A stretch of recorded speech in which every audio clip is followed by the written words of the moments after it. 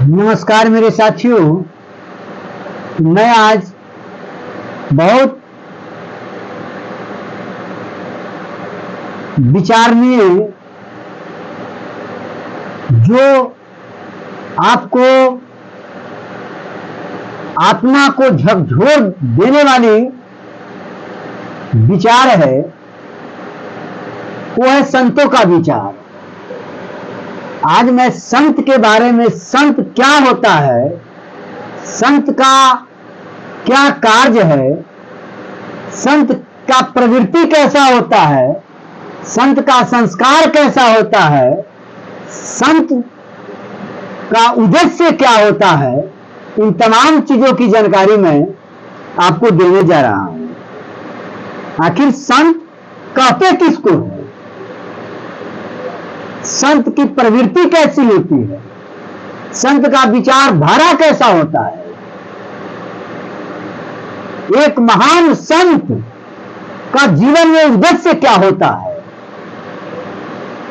इन तमाम चीजों की जानकारी मैं आपको देने की कोशिश करूंगा। जहां तक मेरा नॉलेज होगा, ज्ञान होगा, जहां तक मैं प्रबुद्धता को हासिल किया हूं, उस स्तर से मैं आपको समझाने की कोशिश करूंगा। देखिए, संत शब्द ही पवित्रता का द्योतक होता है। संत जो है वह स्वच्छंद होता है। संत जो होते हैं वह स्वच्छंद होता है। वो किसी से राग द्वेष, ऊंच नीच, भेदभाव नहीं करता, उससे वो परे होते हैं। संत के मर्म को समझना आम आदमी के बस के बात नहीं है। संत का विचार जो होता है, संत का वचन जो होता है, बहुत कठोर होता है। जो असाधारण मानव भी इस कठोर वचन को समझ सकता है, कठोर विचारों को जीवन में उतार सकता है। वो छिछला मानव जो भोग विलास और सांसारिक मोह माया के जाल में फंसा हुआ रहता है, उनके विचारों और उनके सोच को नहीं समझ सकता है। तो संत में त्याग, बलिदान, आत्मसमर्पण, निडर, भय रहित, इन तमाम चीजों का गुण होता है। वो किसी से डरता नहीं है कि आगे क्या होगा। तो लाज, शर्म, इज्जत, प्रतिष्ठा, तमाम चीजों से परे होते हैं। आप उनको गाली दीजिए, जो देना है दीजिए, वो अपना धुन का पक्का होता है। उनके विचारों में कभी छिछलापन, संकीर्णता नहीं होता है।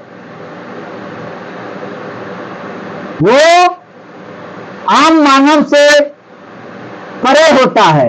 वो आम मानव उनके विचारों को, आध्यात्मिक शक्ति को नहीं समझ सकता है। वो हर क्षेत्र में माहिर होते हैं। जल जल करके जिंदगी के तमाम कठिनाइयों से लड़ करके एक अनंत पड़ाव पर चला जाता है। संत एक ऐसी पवित्र आत्मज्ञानी व्यक्ति को कहते हैं जो सत्य और ईश्वर के मार्ग पर चलता है। सत्य और ईश्वर के मार्ग पर चलता है। दूसरों के लिए निस्वार्थ भाव से सेवा करता है तथा सांसारिक मोह माया से ऊपर उठकर भक्ति का मतलब क्या होता है? भक्ति में लीन रहता है। मतलब भक्ति का मतलब अनुराग होता है, प्रेम होता है। जो किसी के लगाव का वो दास बन जाता है। तमाम दुनिया के मोह माया से ऊपर उठ करके निस्वार्थ भाव को वो जन्म देते रहता है और आत्मसमर्पित हो जाता है। भक्ति जो है वो, भक्ति का मतलब ही होता है जो उसको प्रेम के संसार में अच्छा लग गया, दिल में चुभ गया, तो उसके लिए आत्मसमर्पित हो जाता है। कभी कभी आप साधारण भाषा में बोलते होंगे कि बहुत उसका भक्त है। भक्त का मतलब होता है उससे काफी एफिनिटी है, काफी लगाव है, काफी प्रेम है, जो उसको दूर नहीं होने देता है, उसके प्रति वो समर्पित भाव को हमेशा व्यक्त करते रहता है। वह होता है संत। संत का कार्य दूसरों को आध्यात्मिक ज्ञान देता है। संत का काम होता है दूसरों को आध्यात्मिक ज्ञान देना और एक अनुकरणीय जीवन जीना। अनुकरणीय जीवन जीना जो सभी धर्मों में अपने आप को महत्वपूर्ण स्थान रखता हो। धर्म का मतलब ही होता है धारण करने योग्य, जो मानव को विकास के लिए जो गुण है उस गुण को धारण करके संसार के दृष्टि पटल पर छा जाना, वो होता है धर्म, जिसमें हमें आत्मा की तमाम विलक्षण क्षमता को व्यक्त करने की शक्ति मिले, प्रेरणा मिले, सहायता मिले। वो होता है धर्म। समझ गए ना? संत के कुछ लक्षण होते हैं जो मैं आपको अपने विचारों के माध्यम से बताने की कोशिश कर रहा हूं। तमाम वीडियो को देखिएगा, बहुत मजा आएगा। तब मेरे विचार को समझिएगा, मेरी आत्मा को समझिएगा कि वो क्या है, मेरा दास बन जाइएगा।